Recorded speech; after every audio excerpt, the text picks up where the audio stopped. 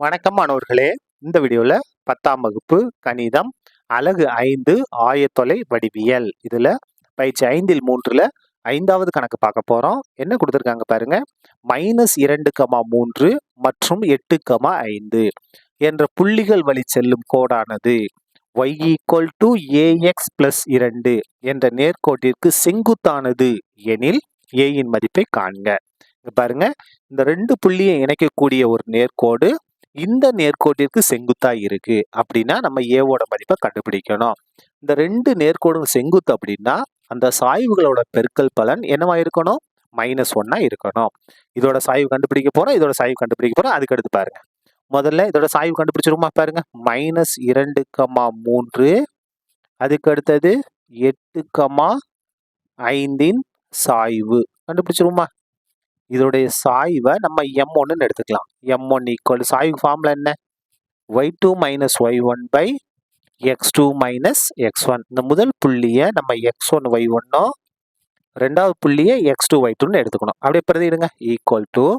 y2 ஓட மதிப்பு 5, formula minus y1 ஓட மதிப்பு 3 x2 - x1. x2 ஓட மதிப்பு 8, ஃபார்முலா மைனஸ் x1 ஓட மதிப்பு பாருங்க -2, ஃபார்முலா ஒரு மைனஸ் இருக்கு, அப்ப என்ன மாறும்? +2 மாறும். = 5ல 3 கழிச்சோம்னா 2, 8 2 கூட்டினா 10. கேன்சல் பண்ணுங்க. O2 2, I2 10. அப்போ 1/5 ஒரு சாய்வு கண்டுபிடிச்சோம். அதுக்கடுத்து ஒரு நேர்கோடு கொடுத்துருக்காங்களா, அதோட சாய்வு பாருங்க. y = ax + 2 சாய்வு. இதோடைய சாய்வை நம்ம m2 எடுத்துக்கலாமா? m2 இதோடைய சாய்வு என்ன பாருங்க. இது என்ன வடிவத்தில் இருக்கு பாருங்க. y = mx + c. சாய்வு வெட்டுத்துண்டு வடிவத்தில் இருக்கு. அப்ப பாருங்க, இதுல x-ஓட கெழு தான் என்னது? சாய்வு. அதே மாதிரி இங்க x-ஓட கெழு என்ன இருக்கு? a இருக்கு. இந்த a தான் என்னது? இந்த சமன்பாட்டோட சாய்வு. x-ஓட கெழு சாய்வு a. சரியா? இப்ப பாருங்க, ரெண்டு சாய்வுகளின் பெருக்கல் பலன் என்னவா இருக்கும்? -1 இருக்கும். m1 பெருக்கல் m2 இதோட மதிப்பு என்னவா இருக்கும்? -1. ஏன்னா செங்குத்து. ஏன்னா பக்கத்தில் எழுதிங்க. இந்த ரெண்டு நேர்கோடுகள் எப்படி இருக்கு? செங்குத்தாக இருக்கிறது. செங்குத்தா இருந்துச்சுன்னா சாய்வுகளின் பெருக்கல் பலன் என்ன வரும்? -1 வரும். எடுத்து எழுதுங்க.